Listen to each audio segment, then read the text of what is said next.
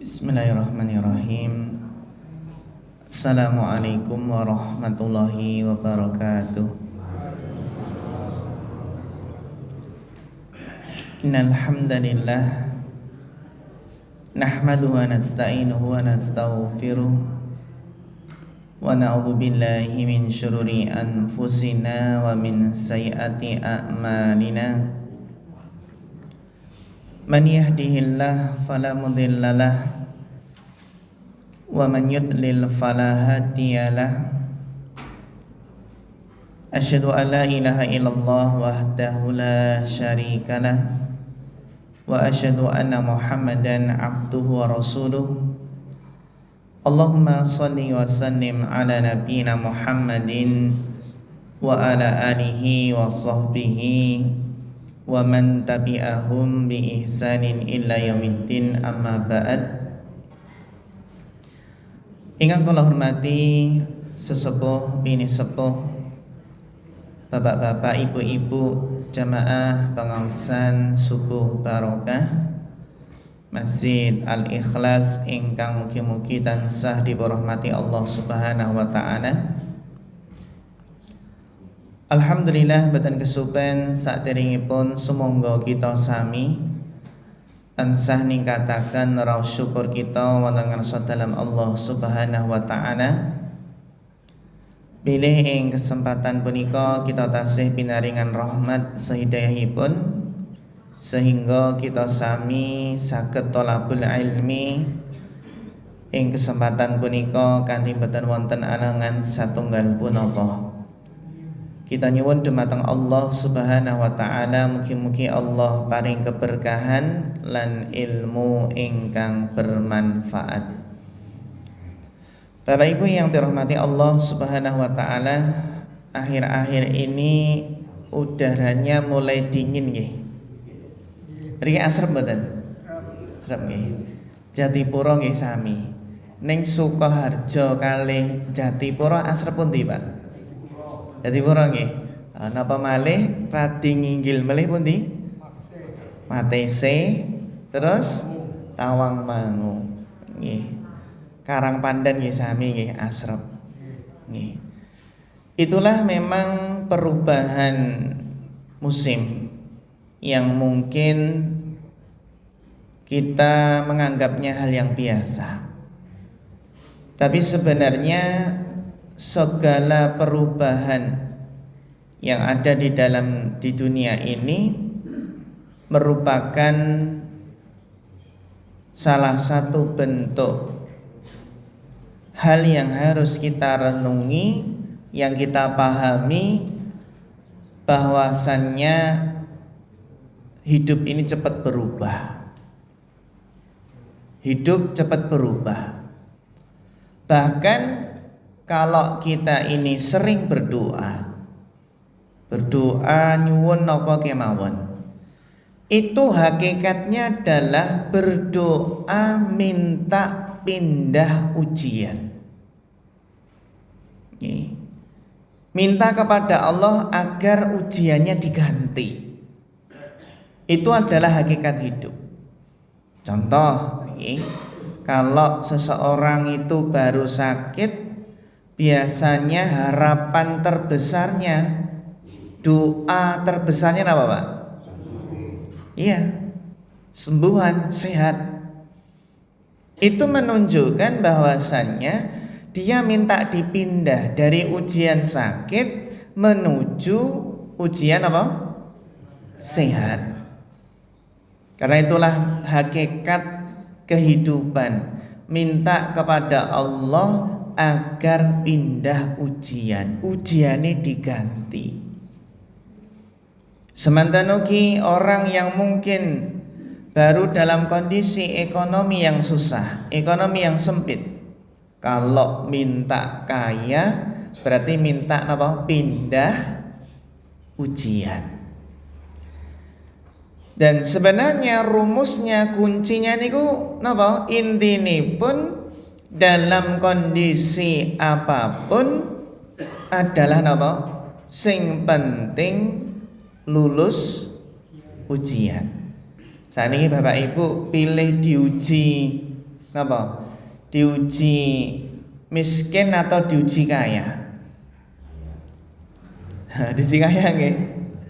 Pilih diuji miskin lulus atau kaya ning mboten lulus. Angel iki nggih. Pilih pundi? Pilih kaya lulus nggih.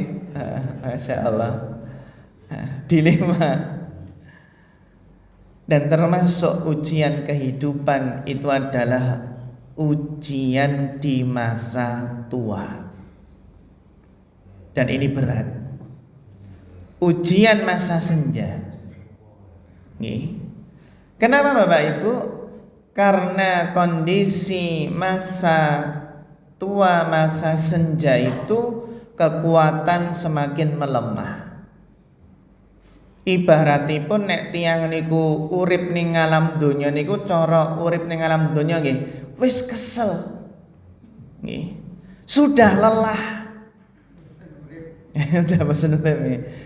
Dan biasanya orang yang sudah lelah wis gandeng kesel teman nggih, terkadang seseorang itu ketika lelah akhirnya hilang arah. Nah, ini masalahipun. Jangan sampai orang itu ketika lelah kemudian apa? Hilang arah. Hilang kendali. Nggih. Kadang tiang niku nek pun hilang arah, bingung harus kemana, bingung dalam menentukan keputusan, bahkan bingung menghadapi masa depan, yang mungkin merasa doanya belum terjawab, bingung kok masalah itu datang silih berganti. Ibaratnya masalah siji urung rampung, wah malah tekan apa? Masalah sanesipun dugi malih. Kira-kira perasaan apa yang akan dirasakan nih? Sering terkadang mendengar apa Pak Bu, ketika mendengar kata lelah, kesel, memang nek kesel lelah niku yang langsung terbetik dalam hati niku napa?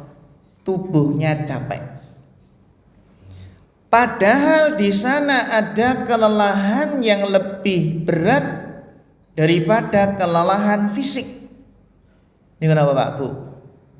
Kelelahan hati. Kelelahan pikiran. Wis lelah pikiranipun. Kalau tubuh niku lelah, capek niku saged istirahat.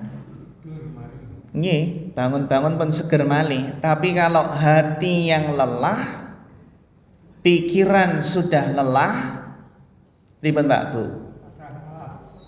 Biasane napa? Nek pikiran sudah lelah, ada yang sampai naudzubillah putus asa dalam menjalani hidup. Bahkan ibaratipun ada seseorang itu yang hatinya itu sampai berteriak minta pertolongan. Ibaratipun nah inilah napa Pak Bu, salah satu ujian terbesar bagi kehidupan manusia adalah ketika mulai hilang arah. Sudah hilang fokus. Nah disinilah bagaimana kita bisa lulus ujian, terutama ujian di masa senja, ujian di masa tua, yang mana para ulama menjelaskan bahwasannya ketika sudah datang masa senja, maka summa litakunu suyukha. Dalam surat Al-Mu'min ayat 67, kemudian dibiarkan kamu hidup sampai tua, yang mana Imam Al-Qurtubi menjelaskan Asy-Syaikh, orang yang sudah tua niku napa? Kata beliau adalah orang yang melewati umur 40 tahun. Pripun niki, Pak? Berarti nek 40 lebih dari 40 tahun sudah dinamakan apa? Nah, tapi meskipun sehingga napa? Sehingga kita lihat Nabi Shallallahu Alaihi Wasallam itu diutus sebagai nabi pada usia pinten? 40 tahun itu usia pada puncak kematangan dalam berpikir, puncak kedewasaan. Tapi mungkin sudah 41 sudah mulai menurun, kesehatan menurun, fisik menurun, kemampuan menghafal menurun, kemampuan mengingat menurun. Yang mana pada fase ini maka kekuatan fisik sedikit demi sedikit menurun. Bahkan ketajaman penglihatan pun menurun. Bahkan sampai pada tahap pendengaran pun menurun. Saat ini Pak Bu, usia 40 tahun itu kebanyakan sampun uwanen dereng. Sampun 30 pun apa? Pun uwanen Sebabnya apa Pak? Anak muda sekarang kok cepet berubah niku sebabnya apa? Napa? Napa sampune klentung ngoten mboten nggih? Sampunipun apa pikiranipun jarenipun nek pikiran berat niku cepet napa? Cepet tua nggih, cepet uwanan nggih. Dan di masa ini nggih. Sehingga dalam surat Yasin ayat yang ke-68 Allah Ta'ala berfirman, wa man nu'ammirhu nunakisu fil khalq afala yaqilun. Dan barang siapa yang kami panjangkan umurnya, niscaya kami kembalikan dia kepada kejadiannya, maka apakah mereka tidak memikirkannya? Jadi kembali lemah. Nah, pertanyaannya, boleh nggak seseorang menikah minta panjang umur?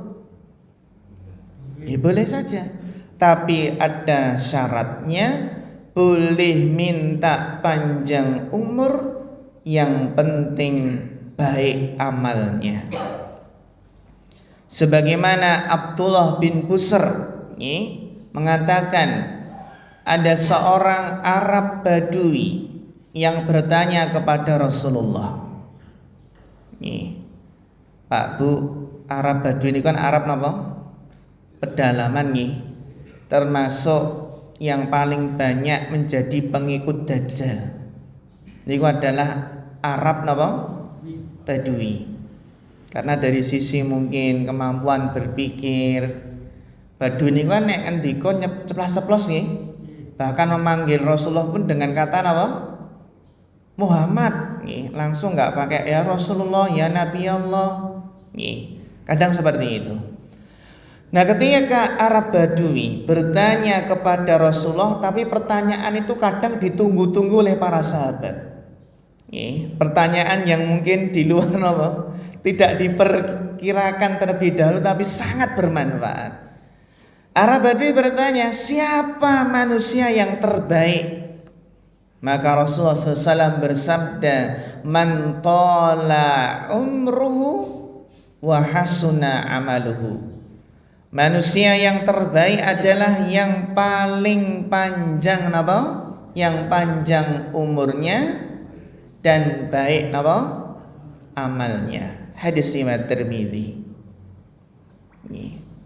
Sehingga fokusipun tiyang niku nek pun sepuh adalah amal. Fokusnya adalah bekal, sangu, pahala, ganjaran. Fokusipun inggih menika ibadah. Bagaimana setiap perkataan dan perbuatan itu bernilai ibadah. Jangan sampai sampun sepuh ning fokusipun napa? Napa Pak? Pulsa. Oke. Fokusipun dunia, fokusipun harta. Dalam hadis riwayat Muslim Pak Bu, ini menarik, hadis yang penting. Qalbu syekh syabun ala hubbil isnaini, hubbul aish wal mal.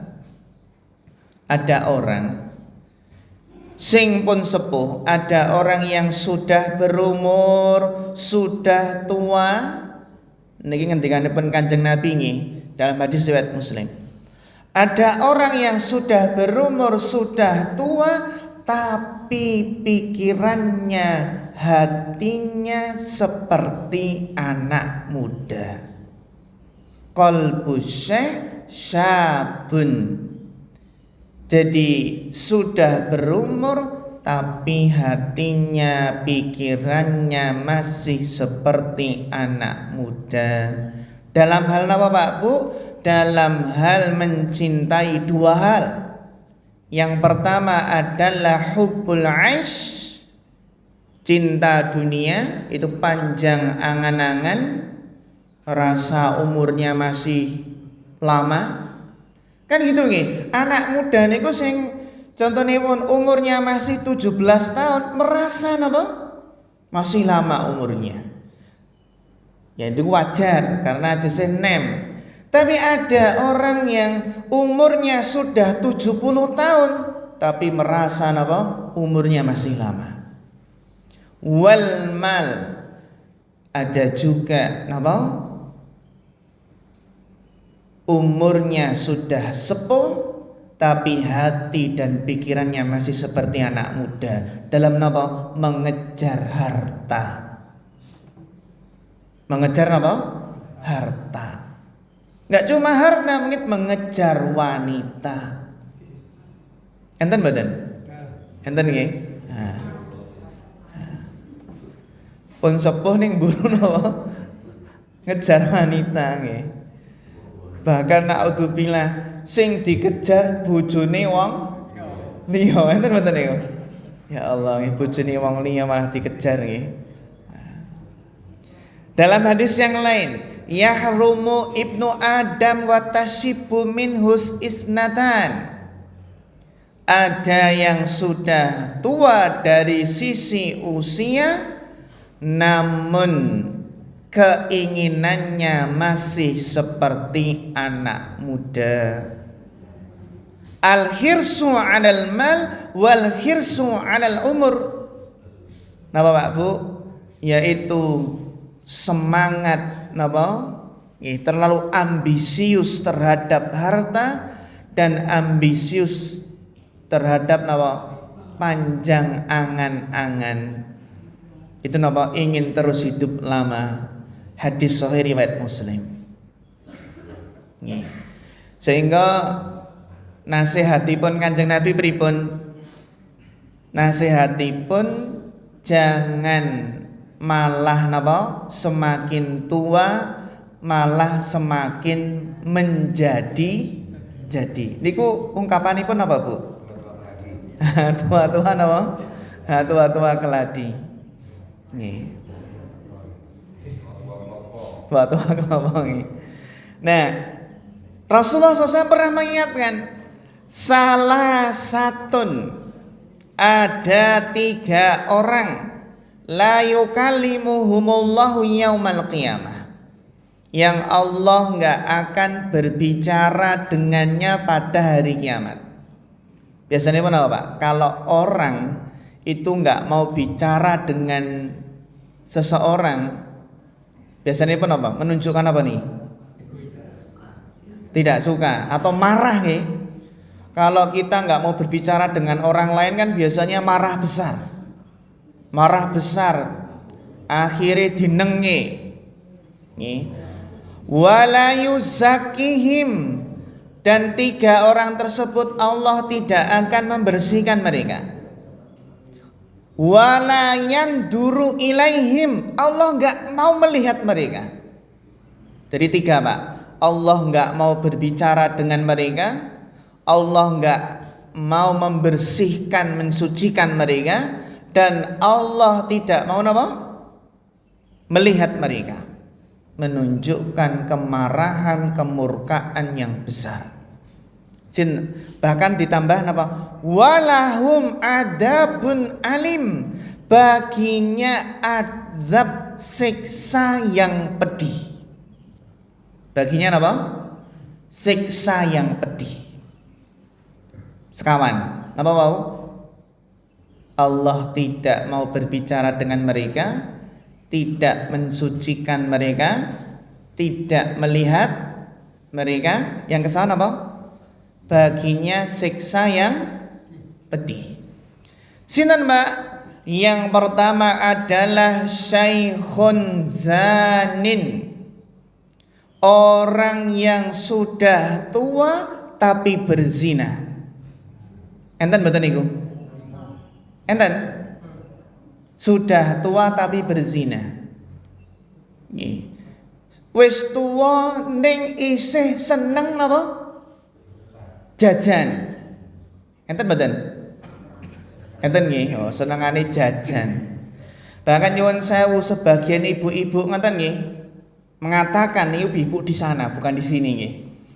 Ibu-ibu di sana mengatakan, "Pak, Mas, nggih, pokoknya aku ora gelem dipoligami." Bahkan awak mengatakan tadi, nek jajan karepmu, ning aja digawa mulih. Dibungkus ora oleh berarti nggih. Dibungkus ora oleh. Ya. Dibungkus mboten nangsa. Ya Allah. Jadi ini ada tipe istri yang mengatakan nek haram silahkan, tapi nek halal apa? Jangan. Pripun Bu? Kira ketika seorang wanita, seorang ibu-ibu dihadapkan dua hal. Pilih suaminya nikah lagi atau pilih suaminya berzina atau selingkuh. Pilih pun Ibu. Boten milih ngoten nggih. Pilih satu saja ngoten Ibu nggih. Pilih ingkang halal ingkang haram, pilih ingkang halal. Wis Mas, daripada selingkuh, daripada sembunyi-sembunyi, lebih baik napa? Buka cabang mawon. Mengke cabangi kula sik ngresmekne. Masya Allah. Bahkan napa kula sing ngresmekne, kula sing patus nggih kula mawon ngoten nggih. Nah, malah istri yang napa mencari cabang nggih. Neng enten sebagian ibu-ibu niku mensyaratkan apa? Boleh poligami asalkan yang lebih tua nggih. Ada sing ngoten nggih. Oh nek sing luwih enom aku ora gelem ngoten nggih. Dan iki. Saikhun zanin. Iki golongan yang pertama. Yang kedua, malikun kadzab. Napa nih? Penguasa yang suka berbohong. Penguasa, pemerintah yang suka berbohong. Biasanya pun membohongi siapa? Rakyat. Ini napa malih nek pas janji-janji kampanye tidak sesuai nggih. Yang ketiga, ailun mustakbir, orang yang miskin tapi napa? Sombong. Kenapa Pak Bu? 3 orang ini enggak diajak bicara, enggak disucikan, apa malih? Enggak dilihat oleh Allah baginya siksa yang pedih, karena 3 orang ini adalah termasuk orang yang keterlaluan. Sudah tua masih saja neko. Contoh malih mau wis miskin kok napa? Sombong. Kan ini keterlaluan nggih. Nah nggih. Terus apa malih? Penguasa kok berbohong. Padahal napa? Ibaratnya penguasa itu seandainya ya enggak ada yang mengganggu mereka, ya buat apa berbohong, karena sudah punya napa? Kekuasaan. Dan inilah kalau dosa niku sudah keterlaluan sehingga balasannya pun semakin pedih, semakin besar. Sehingga Bapak Ibu jamaah rahimakumullah, kaedahnya napa? Kaedahnya adalah semakin tambah usia seharusnya semakin tambah baik. Dalam hadis riwayat Muslim, Kanjeng Nabi ngendikaaken, la yatamanna ahadukumul maut, jangan seseorang itu berangan-angan mengharapkan kematian. Wala yad'u bihi min qabli ayatiyahu, sehingga jangan berdoa agar segera mendapatkan kematian sebelum tiba waktunya. Kenapa Bapak Ibu? Innahu idza mata inqata'a amaluhu. Jangan pengen mati, karena kalau sudah mati maka terputus apa? Amalnya. Wa innahu la yazidul mu'min umruhu illa khairan. Jangan pengen mati karena apa? Karena sesungguhnya usia bagi orang yang beriman, umur itu akan menambah kebaikan, tambah umur, tambah pahala, tambah sangunipun, tambah ganjaranipun. Sehingga yang terpenting adalah bagaimana strategi kita, manajemen kita menghadapi, mengatur di masa usia senja. Maka Bapak Ibu, Syekh Muhammad bin Shalih Al-Utsaimin dalam kitab Riyadhus Shalihin pernah memberikan nasihat, selayaknya, sepantasnya, seyugyanya orang yang sudah semakin sepuh itu memperbanyak amal soleh. Meskipun yang muda pun juga demikian. Karena kan tidak tahu kapan dia akan meninggal dunia. Tapi tadi kalau dari segi persentase, orang yang 30 dengan yang 60 lebih banyak meninggal yang sudah 60 secara persentase. Meskipun yang muda ada. Sehingga Bapak Ibu, kesimpulanipun ada beberapa amal, 9 amalan di usia senja. Yang pertama adalah lebih memperhatikan amalan-amalan wajib. Wajib niki ditekankan. Yang kedua, menghindari hal-hal yang diharamkan oleh syariat. Jadi perhatian dengan yang wajib, meninggalkan hal-hal yang haram. Kemudian yang ketiga, menambah amalan-amalan sunnah. Sunnahipun dikencengke malih. Yang keempat, perbanyak tahmid, istighfar dan taubat. Napa? Tahmid, istighfar dan taubat. Fasabbih bihamdi rabbika wastaghfir. Yang kelima, memperbanyak amalan-amalan ringan. Kenapa ringan? Karena fisik mungkin sudah tidak mendukung. Amalan ringan ning pahalanya besar. Seperti apa Pak Bu? Zikir dan sholawat. Zikir dan apa? Sholawat. Amalan ringan ning pahalanya besar.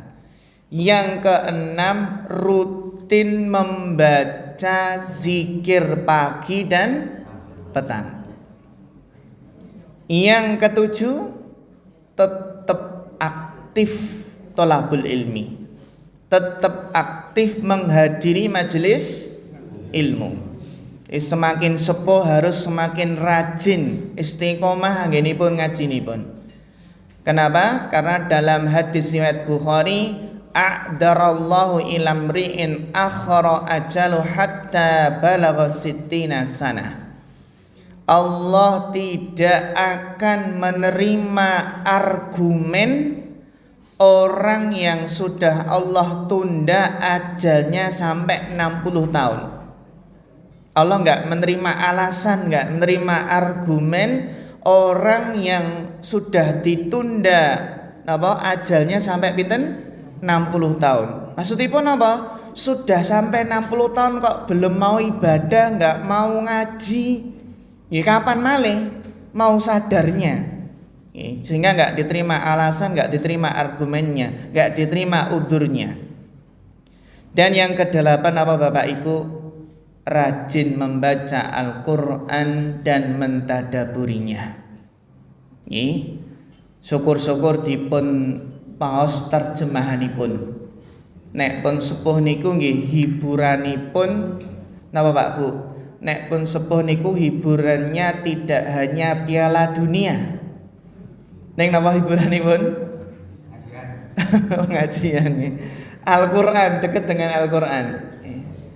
Enten tiang niku nek tahajud mboten saged bangun. Jam 3 itu nggak bisa bangun. Neng nek pas jadwal nonton apa?